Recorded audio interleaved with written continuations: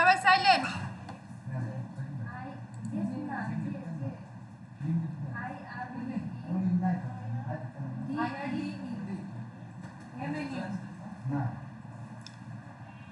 আচ্ছা, এখান থেকে নিউ নিউ ফাইল এখানে ক্লিক করি, একটা নাম দিই ফ্রেশ, ফ্রেশ ডট এইচটিএমএল। আসলে এটার মেইন নাম হবে ইন্ডেক্স ডট এইচটিএমএল প্রজেক্টেবল, আমরা পরে বুঝবো। আমরা ফ্রেশ ডট এইচটিএমএল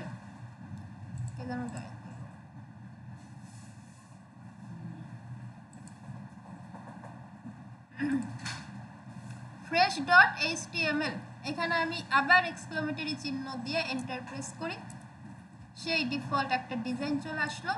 এটার টাইটেল আমরা দিই external external css. external css, what is the mean by external css? এটার মানে কি? এইখানে দেখুন, আমরা এইখানে কোনো এক্সটার্নাল সিএসএস হচ্ছে আমরা কোনো সিএসএস এই ফাইলের মধ্যে করব না, এই এইচটিএমএল ফাইলের মধ্যে আমাদের কোনো সিএসএস থাকবে না। এটার প্রয়োজনীয়তা আছে, কারণ আমাদের তো অনেকগুলো পেজ হবে, অ্যাবাউট পেজ হবে, ব্লগ পেজ হবে, তারপরে সাপোর্ট পেজ হবে, সার্ভিস পেজ হবে, হোম পেজ হবে, তাই না? সো এক ডিজাইন অনেক জায়গা পড়বে না, তো এক জায়গায় ডিজাইন চেঞ্জ করলে কি সব জায়গায় যায় চেঞ্জ করতে হবে না? এটা একটা ঝামেলা না? এই জন্য আমরা একটা এক্সটার্নাল ফাইল ইউজ করব, যেটাকে বলা হয় এক্সটার্নাল সিএসএস। তাতে করে কি হবে, যদি আপনি কিছু একটা চেঞ্জ করেন, ধরেন একটা ফন্টের কালার লাল থেকে নীল করছেন, তাহলে home page, about page, contact page, সব পেজে ওই ফন্টের কালার লাল থেকে নীল হয়ে যাবে অটোমেটিক। আমি চেঞ্জ করব এক জায়গায় এবং ওটা কাজ করবে সব জায়গা। আর এছাড়াও কোডিং কমাতে, আমাদের কোডিং তো এটা তো এলোমেলো কোডিং, তাই না? এইভাবে তো কোনো ফর্মাল ওয়েবসাইট বানাই না, কারণ এখানে অনেক কোডিং বানানো যায়, বাট কোনো ভুল হলে আমরা তো খুঁজে পাবো না। সো অনেক সুবিধা, এই জন্য প্রজেক্ট বা প্রফেশনাল সাইডে এক্সটার্নাল সিএসএস ইউজ করা হয়। এইটার অনেক ওয়ে আছে, একটা ইজিয়েস্ট ওয়ে আমরা দেখব। এই যে আমাদের যে main file third day code, এইটার পাশে দেখুন একটা কোড আছে, এটাকে বলে নিউ ফোল্ডার। এতক্ষণ নিউ ফাইল দিয়ে কাজ করছে, এখন নিউ ফোল্ডার। নিউ ফোল্ডারের মধ্যে অনেক কিছু লেখা যায়, যেমন অনেকে এটা আমরা লিখতে পারি সিএসএস, এন্টার। এইবার থার্ড ডে কোডের মধ্যে সিএসএস ফোল্ডার আছে, সিএসএস ফোল্ডারের মধ্যে কিছু নাই, আছে নাই? আচ্ছা, এর ভিতরে একটা ফাইল বানানো যায়, খেয়াল করেন সিএসএস এর মধ্যে ফাইলটা style style.css। কথা হচ্ছে স্টাইল নামটা আপনি যে কোনো নামে দিতে পারেন, কিন্তু পুরো ওয়ার্ল্ডে এটা ফর্মাল নাম হিসেবে ধরে। বিষয়টা হচ্ছে আপনি যদি অন্য নাম ইউজ করেন কাজ করতে পারবেন, কিন্তু এটা ফর্মাল নাম, ওই যে একজন প্রোগ্রামার দেখলে বুঝবে যে আপনি কিছু জানেন, এই জন্য এই নামটা মুখস্থ করে ফেলবেন। এটা আপনি যে কোনোটা দিতেও পারেন, কিন্তু আমি রিকমেন্ড করবো 98% এই নামটা ইউজ করতে। ক্লিয়ার? style.css লিখে এন্টার, তাহলে দেখুন চিহ্নটা হ্যাশট্যাগ হয়ে গেছে, চেঞ্জ হয়ে গেছে। এই ইন্ডেক্স আমাদের লাগবে না, আমাদের এখন দুইটা ফাইল, ফ্রেশ HTML, style.css। তাহলে আগে আমরা একটু HTML কোড টোড করি, আমরা ওই যে ডিপ করি না, ডিপ div, ডিপ ডিপ লেখা, এরপর আমরা h1 দিই, দিস ইজ হেডিং 1, হেডিং 1। এরপর একটা প্যারাগ্রাফ লিখি, প্যারাগ্রাফের মধ্যে আমরা একটা লরেম দিই, লরেম 20 দিই, enter. So this is a deep, শেষ। তো এইবার আমরা এটার একটু কপি টপি করি, এই ডিপ থেকে এই div copy, enter, paste, paste, তিনটা। তাহলে fresh.html একটু রান টান করে আসি, দেখেন ইজিভাবে যাচ্ছি। এই ক্লাসে মন দিলে পরের ক্লাস একদম পানির মতো। fresh.html ভিজিট করে আসি, এগুলো লাগবে না। এই যে এটা হচ্ছে আমাদের জাস্ট একটা HTML, বক্স টক্স আসে নাই। আচ্ছা, এখন আমরা একটু কাজ করি, সেটা কি? এই যে ডিপ টিপ লিখছি না, এগুলো একটু কপি কইরা এই যে এটা, এই যাতে আমাদের আবার লিখতে না হয়, জাস্ট HTML কোডটা, ঠিক আছে? এই প্যারাগ্রাফ এই সেই এগুলো একটু কপি করে, কে মেসেজ পাঠাচ্ছে, Ctrl Z, এগুলো একটু কপি করে আমি এই fresh.html এ এই যে ডিপ টিপ লিখছি এগুলো কেটে দিয়ে আমি জাস্ট ওই ডিজাইনটা নিই, এটা শুধু সময় কমানোর জন্য, বাট বাকি প্রসেস এক। দেখুন কি আসে, এটা আমরা দেখছি। এখানে যদি রিলোড করি জাস্ট ওই ডিজাইন আসেনি, আচ্ছা ডিজাইন আসেনি, কারণ আছে ডিজাইন না আসে, হ্যাঁ স্টাইলটা তো কপি করি নাই, এটা একটা কারণ। আচ্ছা এটাও তো প্যাস হয়ে যাবে, এই সময় কমাইতে গেলে আরো বেশি হয় না, আবার ফ্রেশ চলে যায়। ডিভ DIV H1 উল্টা খাটনি, দিস ইজ হেডিং 1, এরপরে দিই প্যারাগ্রাফ লরেম 25,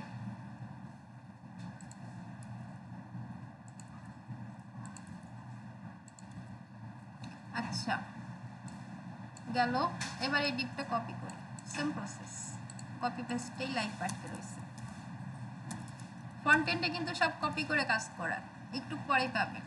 সো এখন আমরা এই ফ্রেশ HTML এর সাথে এক্সটার্নাল CSS যেটা আমাদের style.css, এটা আমি লিংক আপ করব। তাতে করে কি হবে, তাতে করে আমি সব স্টাইল এখানে লিখব আর সব এখান থেকে স্টাইল পেয়ে যাবে, মানে কালার কম্বিনেশন।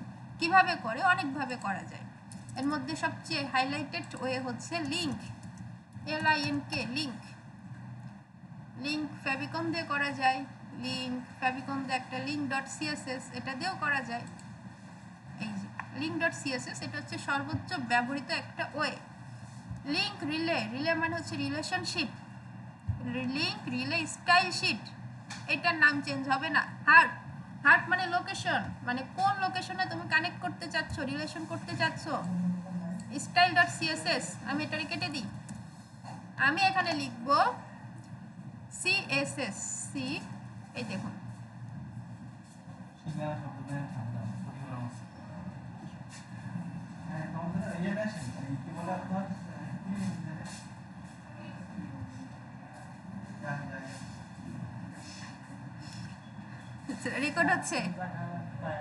রেকর্ড হচ্ছে সাইলেন্ট,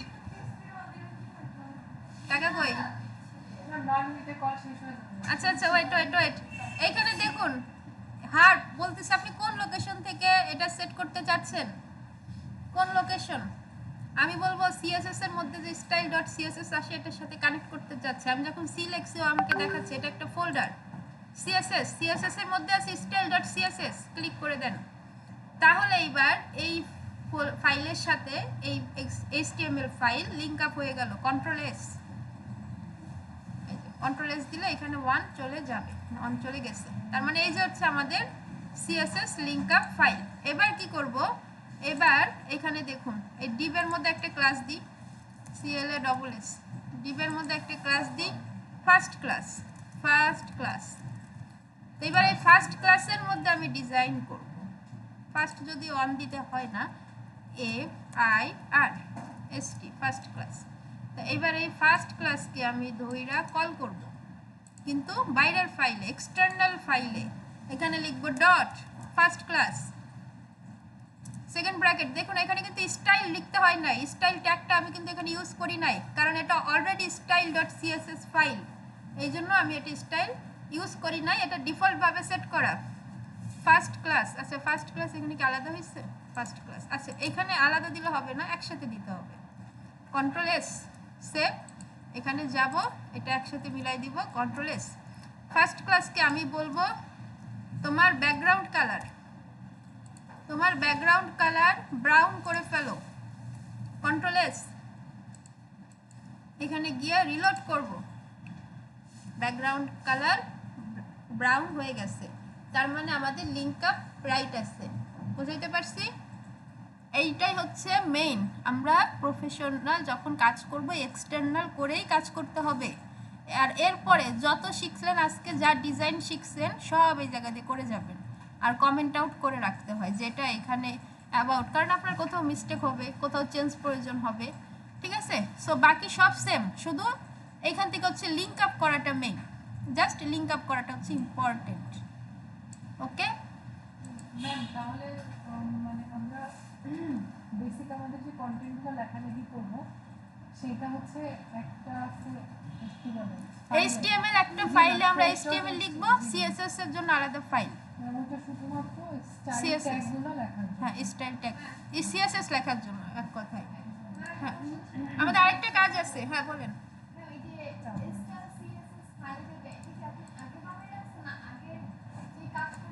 ম্যাম কেমন না মাত্র বানাইছি, এই ভিডিওর মধ্যে পেয়ে যাবেন। আচ্ছা এখন ভিডিও রেকর্ড কত সময় আছে? হয়ে যাবে। আচ্ছা আমাদের আরেকটা ইমেজ আনতে হবে, ইমেজ আনতে হবে না, ইমেজের ডিজাইন আছে না? সো এখন দেখেন এইখানে গিয়ে আমি একটা ইমেজ কিছু নিতে পারি। আমি এখানে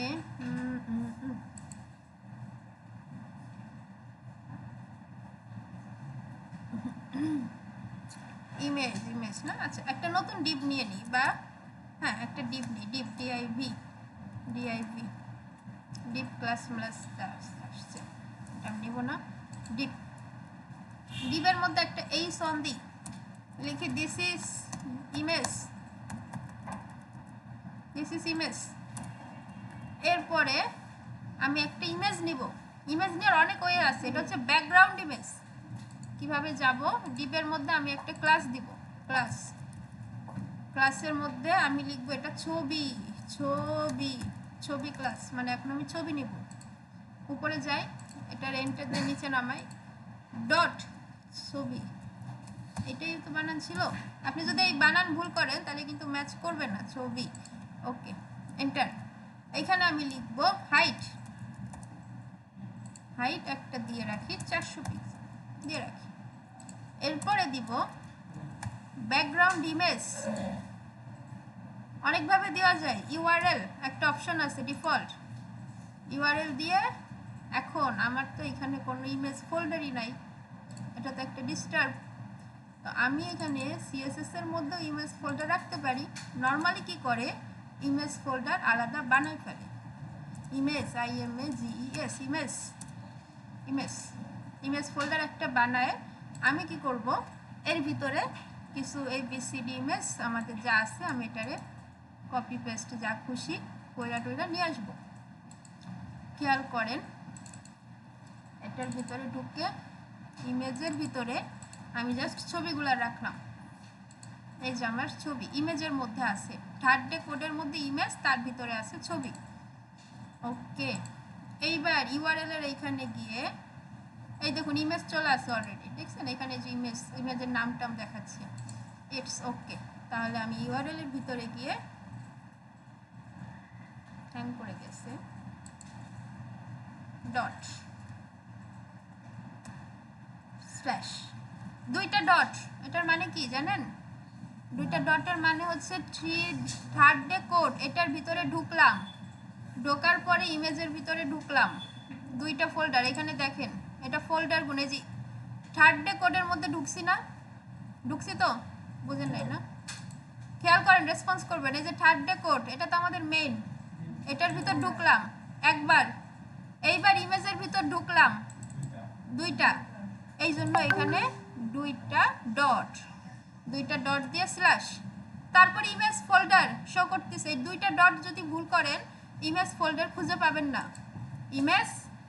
এরপরে দেখুন আমাদের অনেক ছবি টবি আছে, আমাদের যেটা প্রয়োজন একটা দিয়ে কন্ট্রোল-S দিয়ে সেভ করে দিই, অ্যান্ড দেন আমরা এখানে গিয়ে একটা রিলোড করি, এই ছবি চলে আসছে, বাট ফিট হয় নাই। আমাদের মেন ছবি কীরকম আমি জানি না, এই হচ্ছে আমাদের মেন ছবি, অদ্ভুত মাথা ছাড়া ছবি। আচ্ছা এখন এটার একটু কাস্টমাইজ ডিজাইন করতে হয়, আমরা ডিজাইন সামনেও পাবো, আজকে বেসিকটা আমরা একটু জেনে রাখবো যতক্ষণ এটা বন্ধ না হয়। এখান থেকে ওকে বলতে হবে, ব্যাকগ্রাউন্ড ইমেজ, ব্যাকগ্রাউন্ড রিপিট, এই যে repeat, background repeat, no repeat, এটা মুখস্থ না, নো রিপিট। এটা নো রিপিট কেন? এটা আরো ছোট ইমেজ দিলে বোঝানো যায় তো।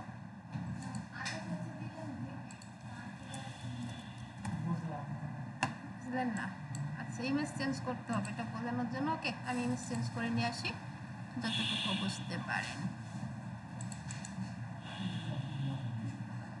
এটারে কাট করে সাইলেন্ট। আমাদের মেন কাজ শেষ। এটা আমাদের অপশনাল বাট প্রয়োজনীয়। এর মধ্যে এটাও রেখে দিই। এটা হচ্ছে 300 জেপিজি ইমেজটা। তাহলে আমি এখন কি করব, সব ঠিক থাকবে, শুধু ইমেজের নামটা পাল্টে দিব, /300 জেপিজি। ওকে, এই হাইটটা একটু উঠাই দিই, দেখি উঠাই দিয়ে কি ডিস্টার্ব আসে কিনা। যদি না আসে আবার দিব না। এই যে দেখুন ইমেজ চলে আসছে। এখন ইমেজের মধ্যে আপনি যদি উইথ দেন, WIDTH উইথ যদি দেন 100%, উইথ যদি দেন 100%, বন্ধ হয়ে গেছে।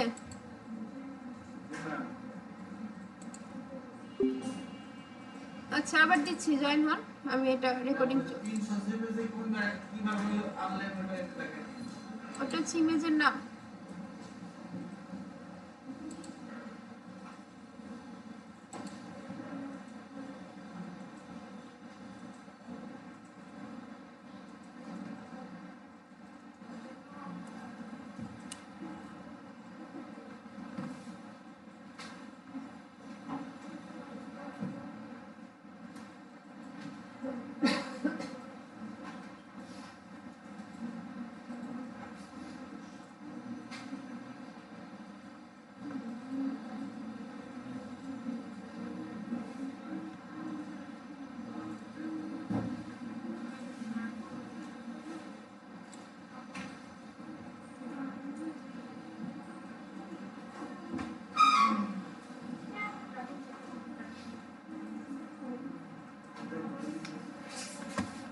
সাইলেন্ট।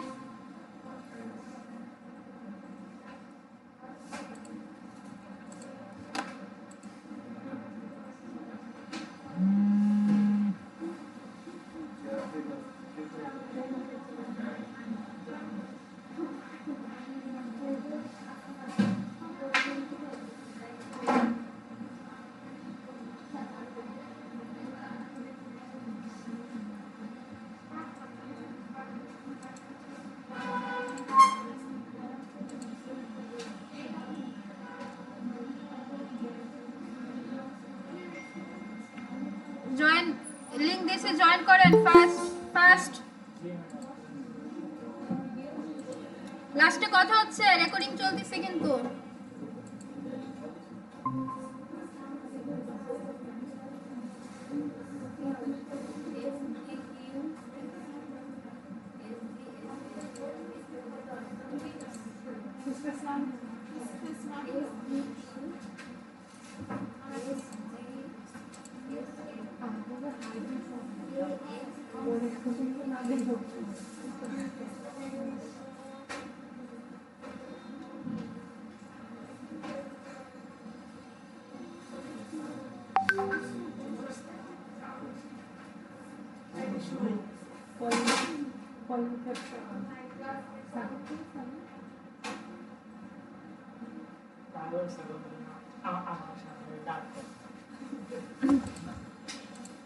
ওকে, আমি স্ক্রিন শেয়ার করে দিচ্ছি।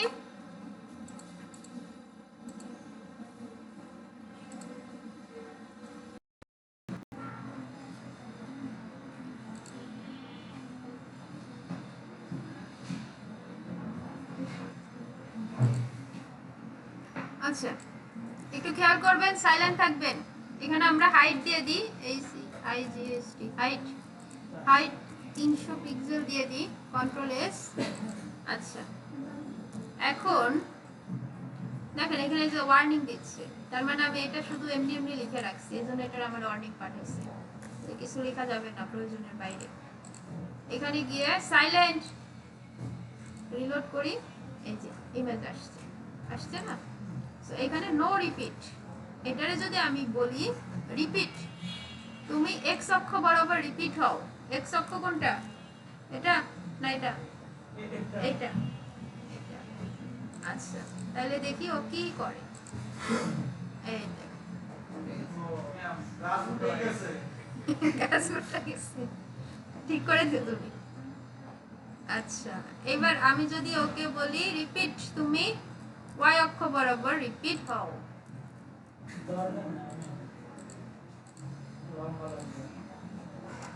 এটার ভিতরে চলে গেছে, দেখা যাচ্ছে না।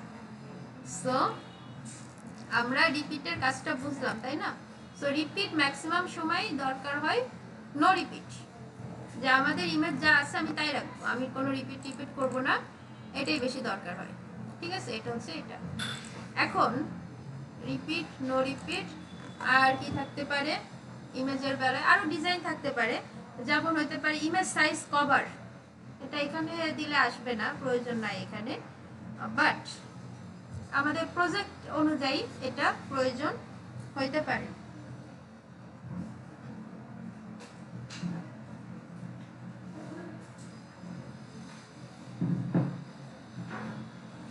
আচ্ছা, সো এটা হচ্ছে এক রকমের ইমেজ নেওয়া, ব্যাকগ্রাউন্ড ইমেজ, যেটা আপনি যদি এটা এখানে বাড়াই দেন 900, কন্ট্রোল এস, তাহলে আমার জাস্ট ইমেজ সাইজটা চেঞ্জ হবে।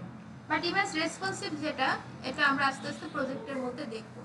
এই যে 900 নিয়ে নিচ্ছে, কিন্তু আমাদের ইমেজ বড় না, ছোট, এই জন্য 900 নিতে পারে নাই।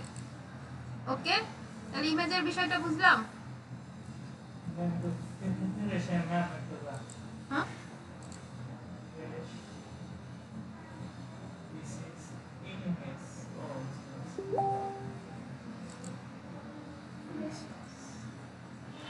আচ্ছা, ছবির মধ্যে আমাদের একটা হেডিং ছিল না, হেডিং আমি এটার কালার করে দিতে পারি। কালার তুমি হোয়াইট টোয়াইট কিছু একটা হয়ে যাও,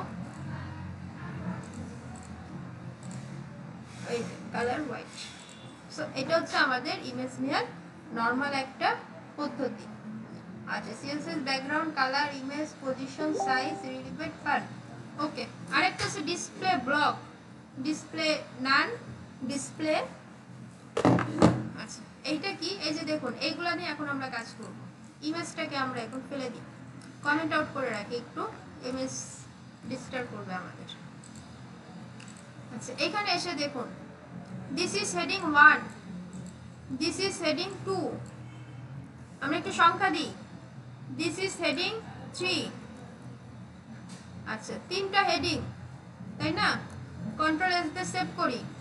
এখন ডিবে ক্লাস দিছি না, ক্লাস ফার্স্ট ক্লাস, এই ক্লাসটা আমি কপি করি।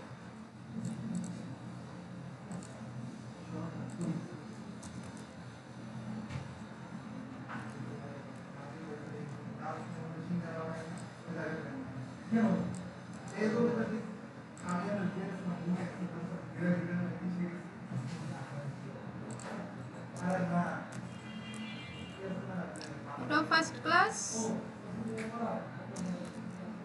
এটাও ফার্স্ট ক্লাস। ওকে, এইবার আমি ফার্স্ট ক্লাসের ভিতরে যাই, বলবো যে কি বলবো, ডিসপ্লে। আচ্ছা, ফার্স্ট ক্লাস না, এটার আমি সেকেন্ড ক্লাস করে, ঠিক আছে, second class, S S E C O N D, second, বানান ভুল হইলে হোক, কিছু করার নেই। এখন এটার আমি থার্ড ক্লাস করি, T H I R D, third class. তাহলে এখন আমি এই সেকেন্ড ক্লাসকে কল করব। দেখুন, সেকেন্ড ক্লাসকে কল করতেছি, এখানে এসে আমি বলবো ডট সেকেন্ড ক্লাস, তুমি ডিসপ্লে, ডিসপ্লে, ডিসপ্লে, ডিসপ্লে, এখানে অনেক কিছু আছে, ডিসপ্লে নান হয়ে যাও, নান, ডিসপ্লে নান, কন্ট্রোল এস, দেখেন কি হয় এখানে। এই দেখেন, আমাদের হেডিং 1 আছে, 3 আছে, সেকেন্ড ক্লাসের হেডিংটা নাই, দেখা গেছে? আচ্ছা, এই মানে কি ডিসপ্লে নান, মানে ডিসপ্লে নাই ওখানে, আমার সব কিছু আছে, ডিজাইন ডিজাইন সব করে আছে, বাট ডিসপ্লে নাই। আবার যদি আমি বলি ডিসপ্লে তুমি নান নয়, তুমি হিডেন হয়ে যাও, বা ভিজিবিলিটি হিডেন, একটু কাছাকাছি, visibility hidden, control S, control S, চলে যাই, রিলোড করি।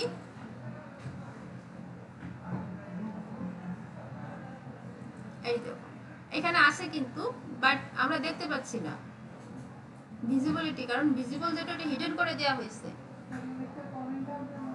কমেন্ট আউটের মতো। কমেন্ট আউট ডিজাইনে কাজ করে না, এটা ডিজাইনে কাজ করে, মানে এটা এখানে আছে কিন্তু এটা ভিজিবল না। ক্লিয়ার? আচ্ছা আচ্ছা, কোন কোন ক্ষেত্রে তো এটা লাগবেই। না, ছুটিতে গেছে।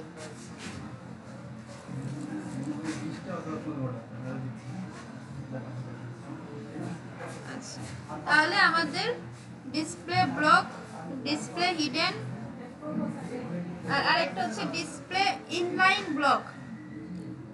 ইনলাইন ব্লক এখন আমাদের এটা লাগবে না, আমরা ওটা পরে বুঝবো। সো আমি রেকর্ডিংটা অফ করে দিচ্ছি।